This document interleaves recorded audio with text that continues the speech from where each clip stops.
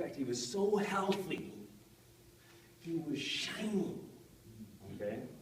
Now, he wasn't shining like the shine of somebody in love, with that little glow on their face, you know. He wasn't shining because he was using essential oils. Okay?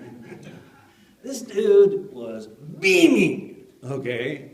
Like he's walking up. Now, I'm thinking he doesn't know he's shining because they didn't have mirrors or, iPhones to do the thing, right? He's up and about. So he's walking down the mountain saying, boy, I can see really good. The moon must be, I don't even see the moon. But man, the path is, God's lighting up my path, you know. But really, his face was like,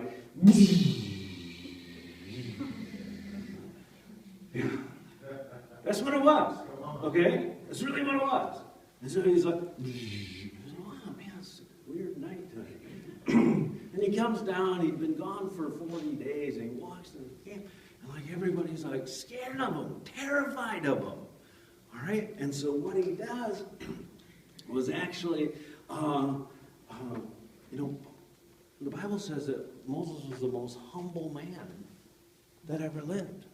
And so can you imagine this really humble guy, all of a sudden,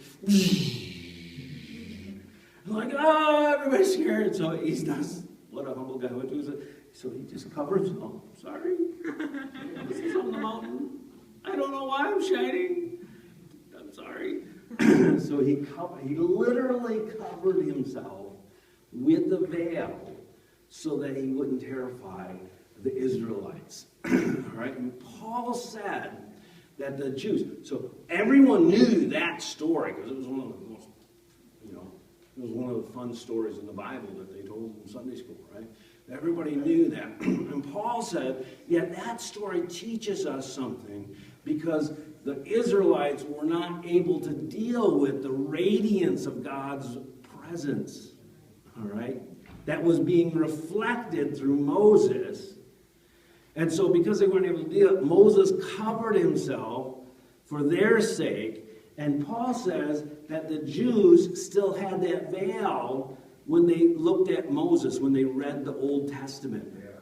The veil was over them. They couldn't see what was really being shown forth. Right? There was a barrier. Yeah. There was a barrier, and that barrier was a veil. And so he takes that historical reference that the people that he was writing to understood because of the Old Testament story, and then he takes it and he switches it. He says, okay, that was what happened in the past. When Paul wrote that was thousands of years ago, and now it's thousands and thousands of years ago that actually happened to Moses. I believe it literally